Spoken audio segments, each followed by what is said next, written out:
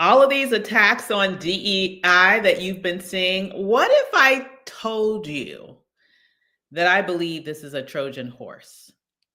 That I believe, yeah, they are doing these attacks. They really do mean it. They have a lot that they're doing, but they're doing this publicly. While they're doing this publicly, we need to take a look at what they're doing privately, behind closed doors, or at least those things that aren't getting as much press because people are not reading the fine print. Okay. And so, because of that, I want to sort of unpack a little bit of what's already happened that you may have missed because it's in the fine print. But I believe that this is a central part of their strategy, the very public evisceration, the very public vilification and dismantlement of DEI, while they're using that as a distraction for them to go even deeper, even deeper. Okay. And so let's break that down tonight. Are they trying to distract us from the real issues? They're trying to go. Here's the thing. My point here is that they're going beyond that. They want to dismantle civil rights advancements writ large, well beyond DEI. Okay. They're not stopping at DEI. All right.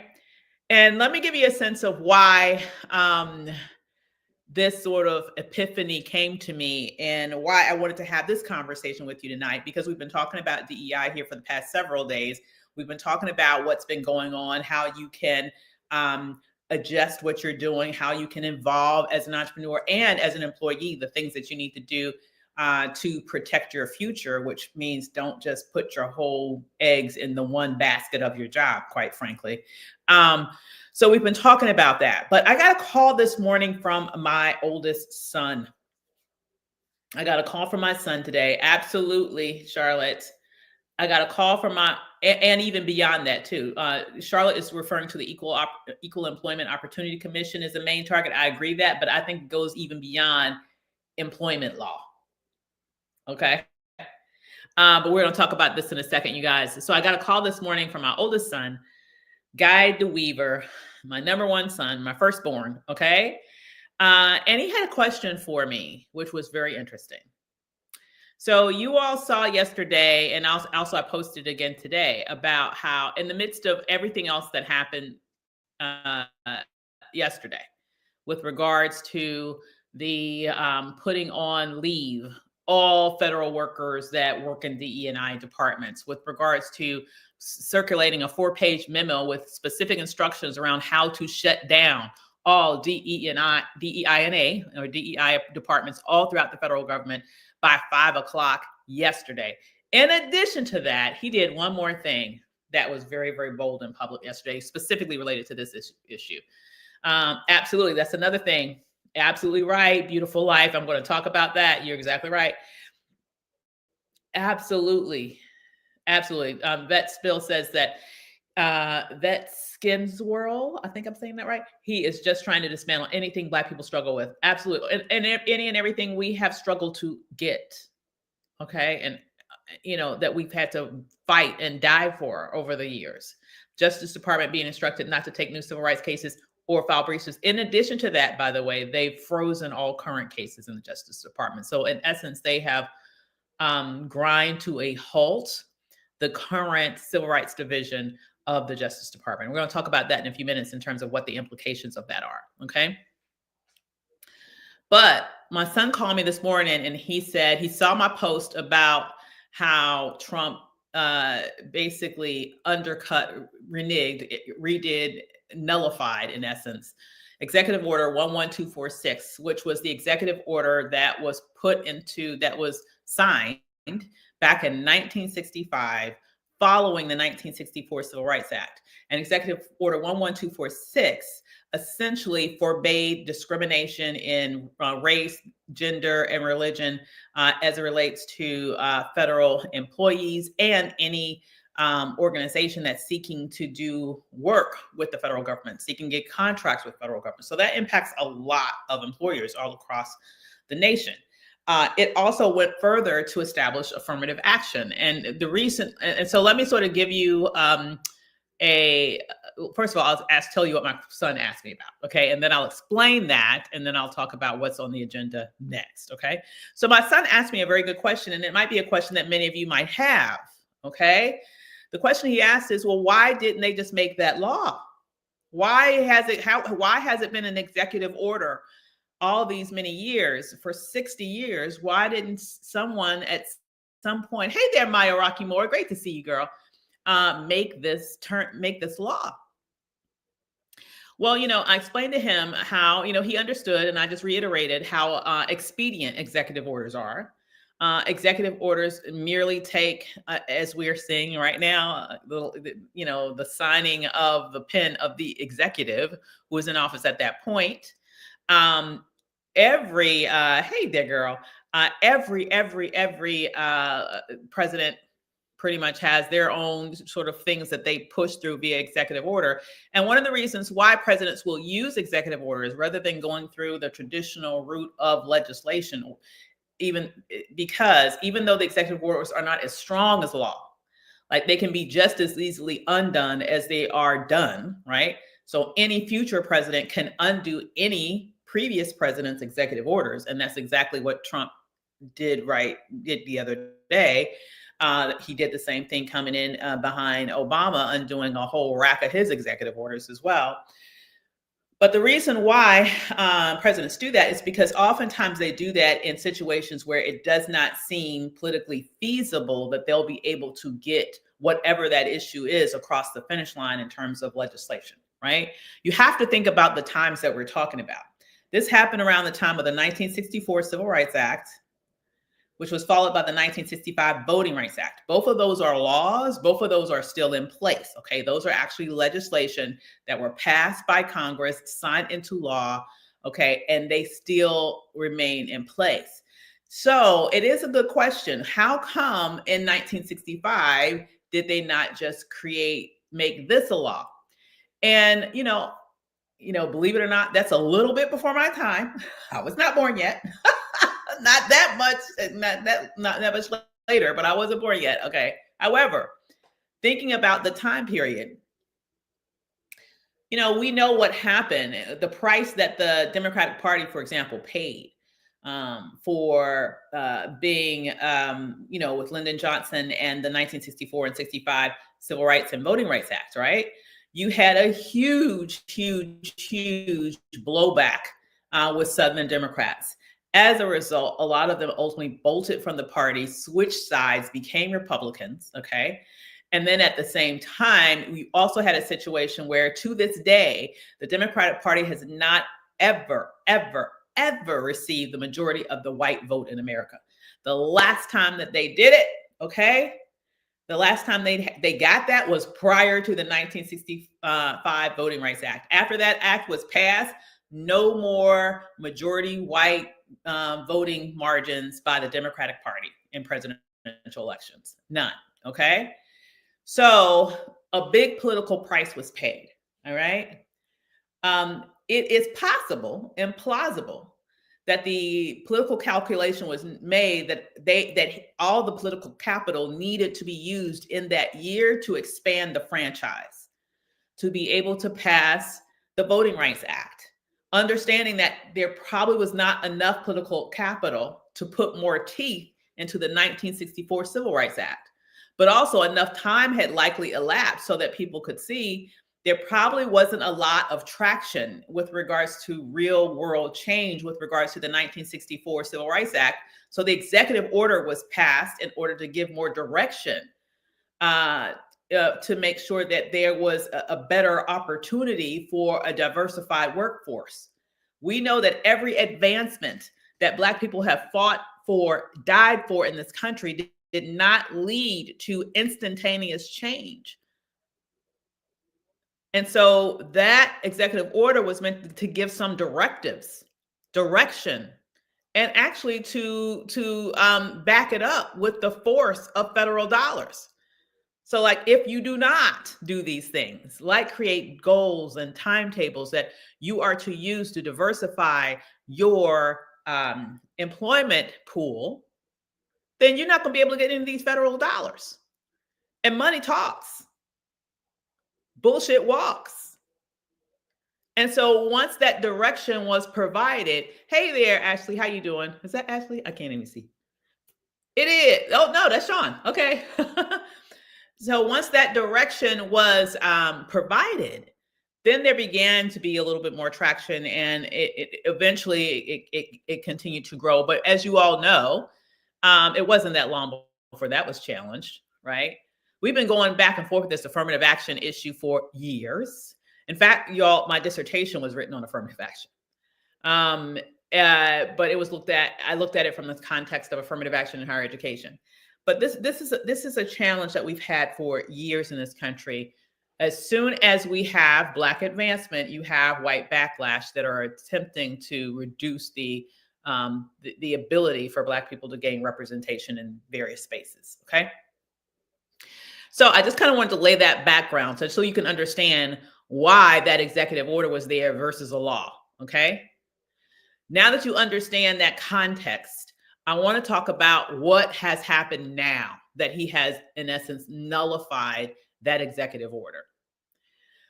What he's done at this point is specifically, let me pull this up because I read his executive order today, and it's disturbing. It's much more than what most people would probably realize. It's more than just pulling back, just nullifying what that was. Okay.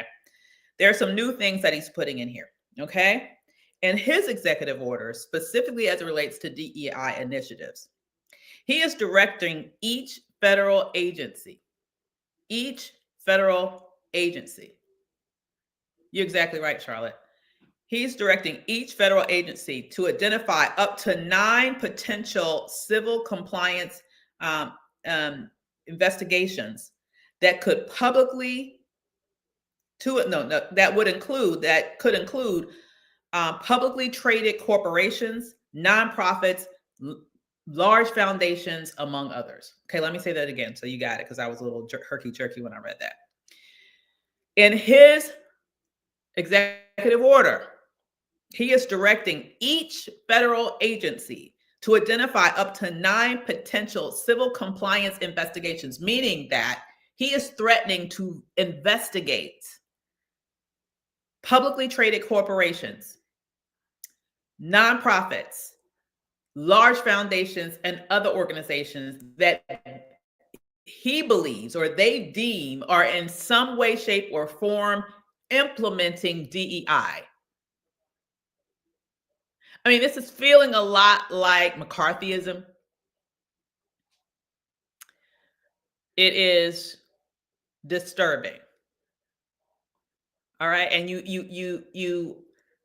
and it's really feeling like McCarthyism when you also think about the fact that yesterday they also sent out an email to employees, federal employees, to say, you have 10 days to let us know of any employees that you know of that their job duties in any way, shape, or form overlap anything that is related to DEI. This is like Nazism. This is like McCarthyism. You know, we need to know what is happening. And now he's put this threat out there at the private industry. So I want you to understand, this is not just impacting the federal workforce. This is not just impacting the federal departments. If you work in private industry, if you work in nonprofit organizations, if you work in foundations, he's just put a target on your back too. I want you to be clear about what's going on here. They are planning investigations in the private sector, in the nonprofit space, among foundations. And you know they're not going to do it among their foundations and their nonprofits. Let's just be real about what they're going to do. They're going to target their political enemies. They're going to target those organizations that are counter to their beliefs, any opposition. They're going to target those truth-telling institutions. Trust and believe this is what's happening.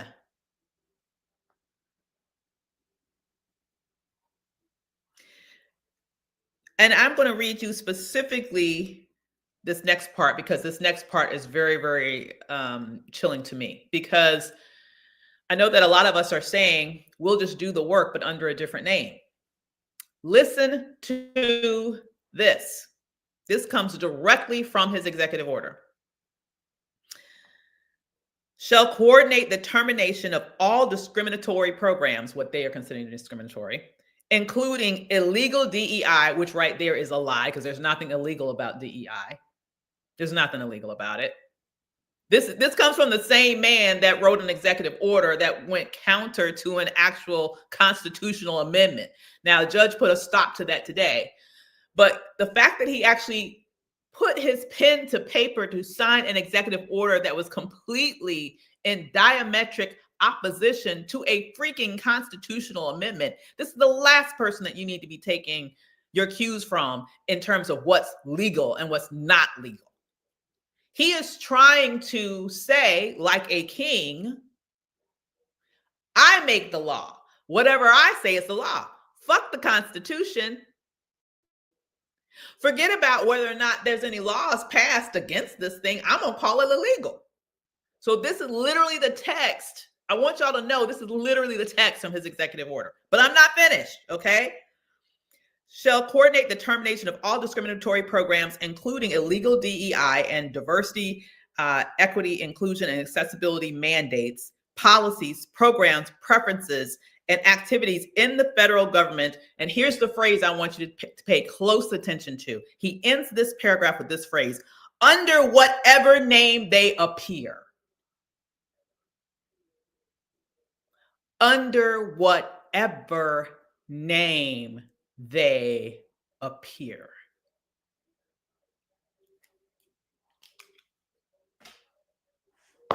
Why would he say that? Why would he say that? Because it's not really about DEI. It's about eliminating any forward progress among representation, among advancements and promotions for people that are not white, and specifically white men especially. Because anything that leads to an outcome, just think theoretically speaking, say that, everybody's afraid to use the term DEI moving forward. But companies put in place some policies, and as a result of the policies that they're putting into place, you begin to see greater representations of amazing people of color in those spaces. Might that be considered suspect? Heard me read right there. Might that be then something in which they may think might cause them to want to do some further investigations based on what I just said right there? Might that create a situation where they might say, maybe what they're doing is DEI under another name? That is so broad. It is so open-ended. It allows them to do anything to create or to destroy anything, quite frankly, in order to create the outcome that they want. So what outcome are they searching for? What outcome are they fishing for? Think about it. They're thinking about an outcome where you don't exist. You see, what to me is so interesting about this moment is that they are talking a lot of smack about merit. They're talking a lot of smack about merit. And I find it quite ironic because these are people who wouldn't know merit if it smacked them upside the damn head. How can you claim, number one, that a meritorious situation exists when you jerry rig who has access to be among those who are competing, which has been the case for the vast majority of this nation's history. Haven't been competing against everybody. So how can you know that the best person has the opportunity to rise? You do not. Apartheid, exactly right. You don't. They don't want merit-based system, a merit-based system. They clearly don't want a merit-based system. Look who we're talking about. We're talking about a Donald Trump who wouldn't know, who in his whole entire life hadn't gotten shit from merit. What he has, he got because his daddy gave it to him. And then he managed to fuck that up 6 times. Merit? Look at his vice president. Been an elected official for a year and a half, maybe, before he's one heartbeat away from the presidency. And you got the freaking nerve to talk about merit? Look at the drunk and the sexual predator that just moved forward today to be the head of the Department of Defense, who never got higher than a major in the freaking National Guard.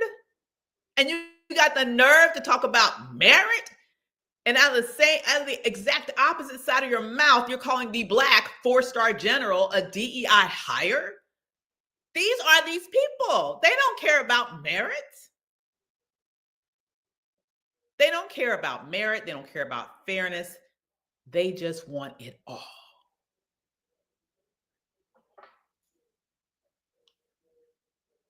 Don't fall for the okie doke.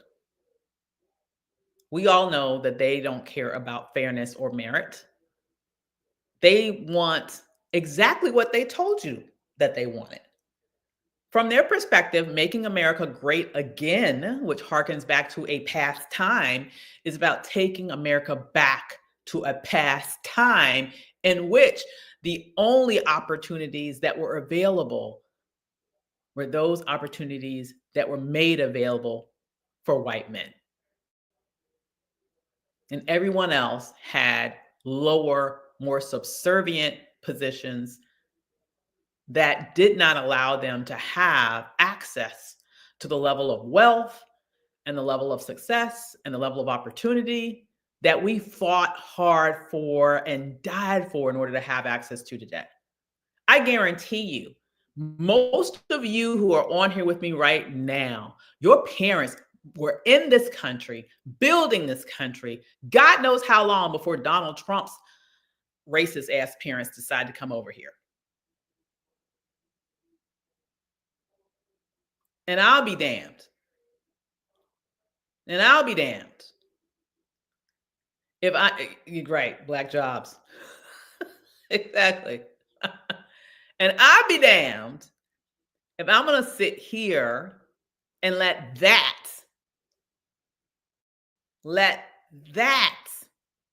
tell me what I am allowed to do based on their conceptions of quote unquote merit, which we all know is a lie. It is a lie.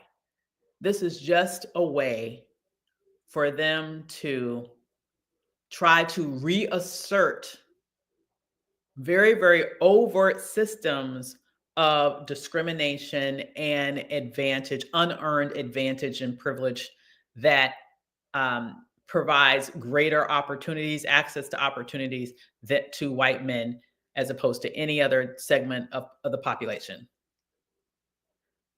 Y'all remember that study that was done several years ago? That it was a blind study where people had different resumes that basically had the very same information on them. However, in certain situations, some of the resumes showed that the person indicated that they had been found guilty of a felony, right? And the resumes also had one with a stereotypical Black name and a stereotypical white name. And you might remember that in that research, they found that a white person with a felony is more likely to be called back for a job interview with the very same qualifications than a Black person without a felony. Y'all remember that? And they got the damn nerve to talk about merit. I am telling you that this moment is a watershed moment. We will look back on history. Your children, your grandchildren will look back on this history at this time and they will say, what did you do in this moment? Because I don't know about you, but I'm not fighting for me in this moment. I'm fighting for my children and the opportunities that they will or will not have based on this shit. I'm fighting for my grandchildren who have yet to be born because I know what they want to construct, and it's meant to construct a permanent underclass situation for people who do not look like them. That is what's going on here. They are looking to strip you of your ability to ascend economically in this nation.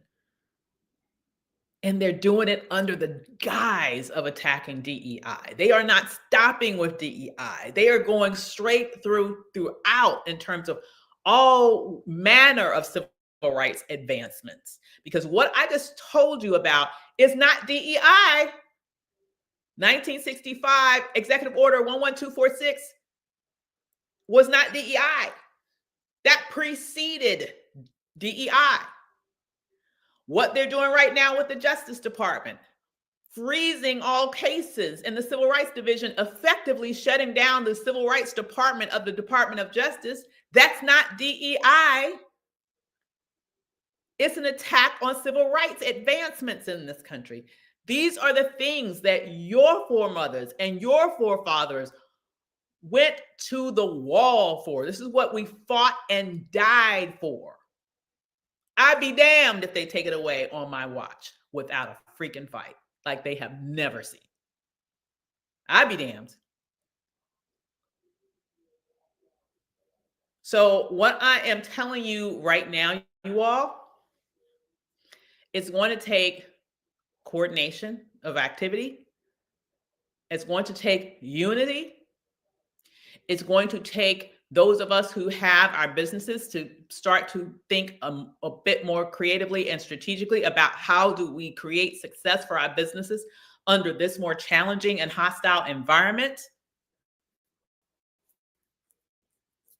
It's going to take us working together and building community and growing our network so we can be there for one another and help one another in various ways. It's going to take all of that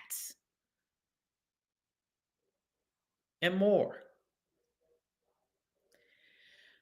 And so this is why I have really been working on, as I've shared with you all previously, the most important multi-day training event that I have ever developed, organizing. Absolutely.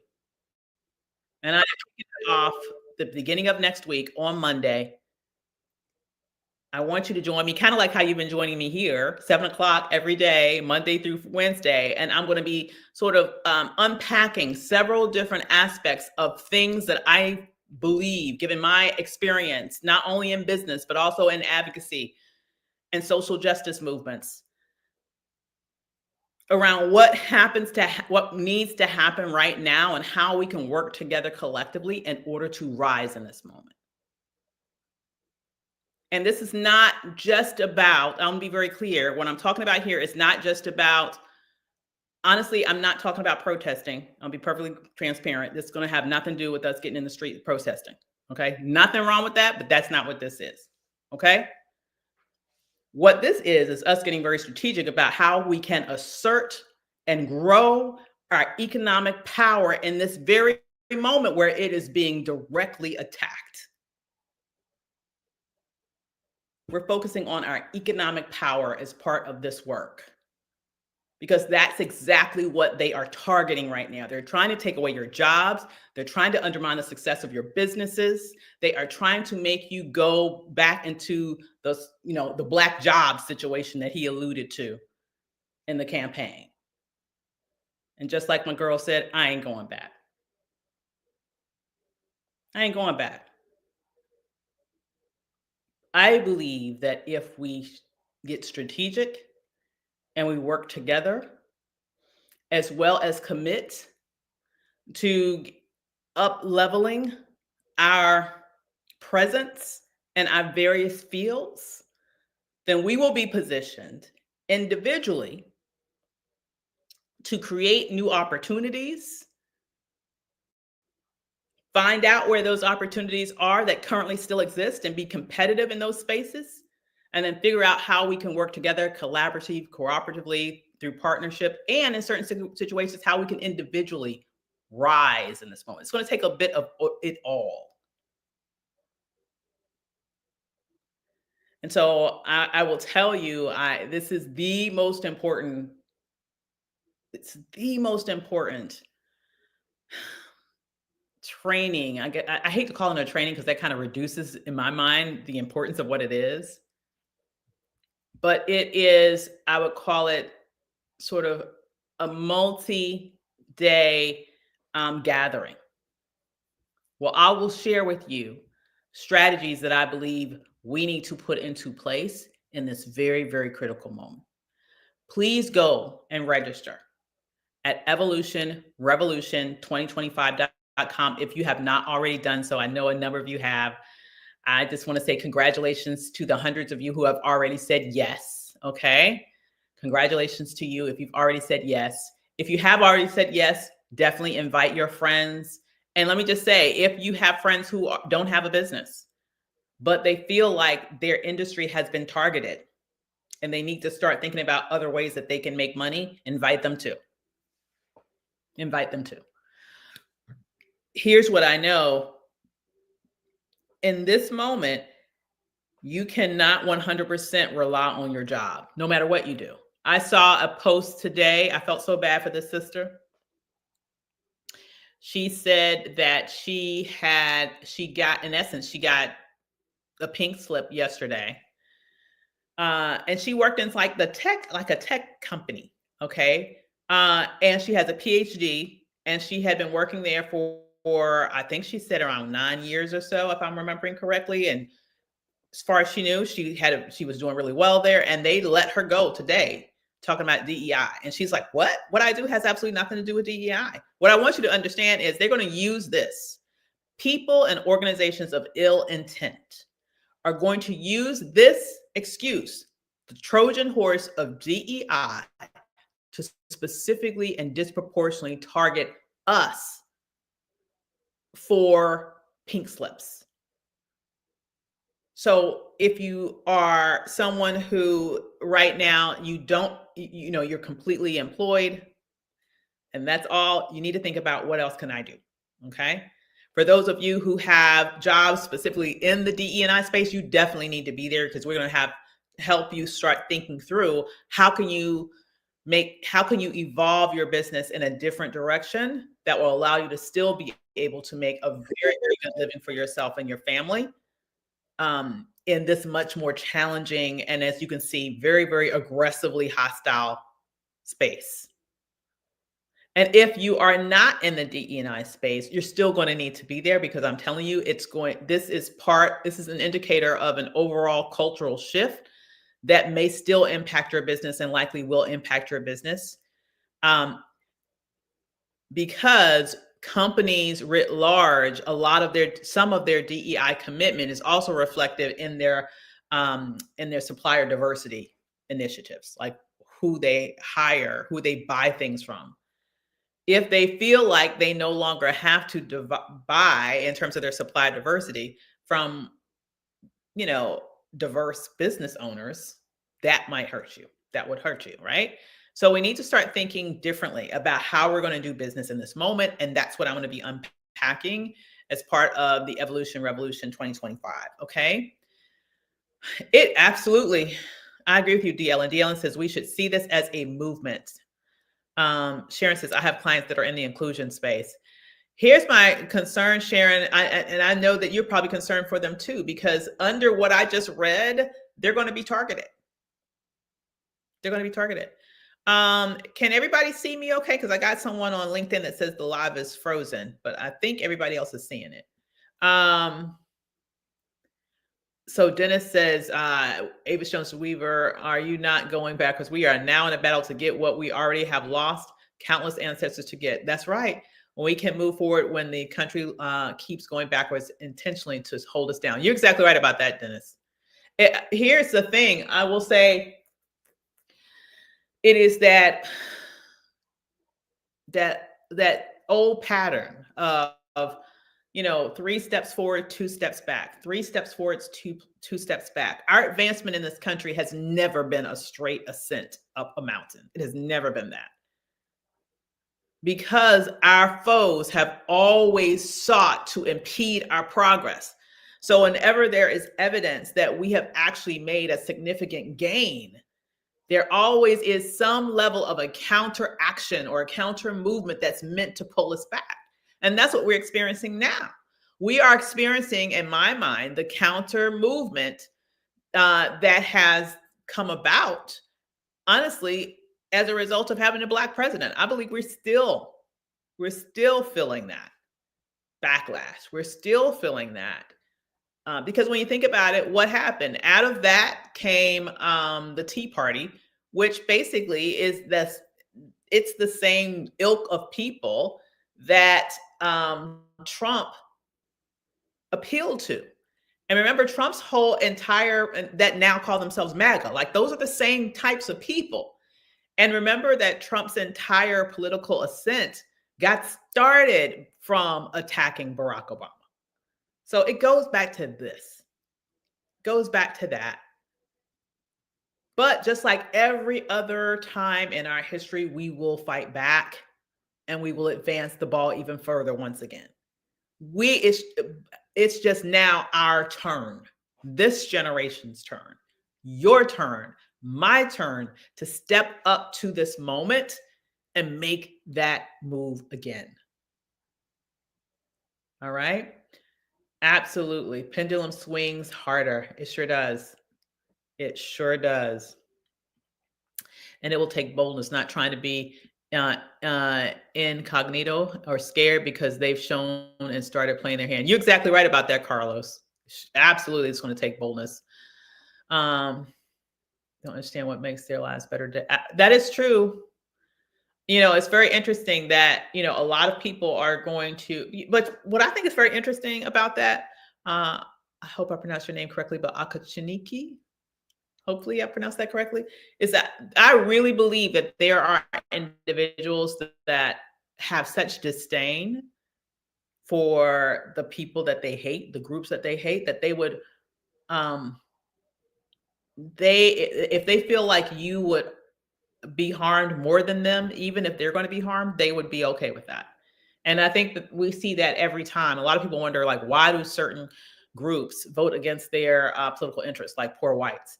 It's because they believe that even though their situation ain't getting any better, they're trying to stick it to you. They understand also the investment. They understand the value in whiteness that is non-monetary, but still has social value. And so they're voting based on those interests versus monetary interests. Yeah. All right, you guys. So that's really what I wanted to share with y'all tonight. This is a bigger battle than just DEI. DEI is the Trojan horse that they are using to not only obliterate that, but also go after your civil rights writ large. And they're going after employment policy. They'll be going after contracting. They'll be going after all of those things. Mark my word on it. We have to be prepared to fight back. So please join me on Monday. We kick off in just a few days. If you have not already, go ahead to evolutionrevolution2025.com, sign up. Do this. After you sign up, you'll see that on the registration page, you're going to have the opportunity to meet me in a private virtual group. Definitely go over there. Introduce yourself. We're starting the networking now, immediately after you sign up. Okay. So go ahead and take care of that. Make sure that you hit the button that will allow you to put it on your calendar so you don't forget it, because you want to be there each and every day. You are not going to want to miss one training. It's going to be that important and vital for you to be there the entire time. All right. All right. So I hope this is helpful for you guys. I've enjoyed seeing you here tonight. I'm just going to make the commitment to come here every day and let you know about the latest around all of his shenanigans. Now, obviously, next week I'll be training, so you'll have to join me in the training to catch me during next week. But definitely between now and Monday, I'll still be keeping you up to speed about his latest shenanigans and how that impacts you and your family and what you need to do to fight back. This is not the time for us to hoard information. This is the time for us to be able to share information and also strategize about what we're going to do in order to win. With that said, you guys, I hope y'all are having a good evening. I hope you're staying warm no matter where you are in the country. I know we're getting a little cold break over here in Maryland. And I will see you guys later. Take care, everybody. Bye.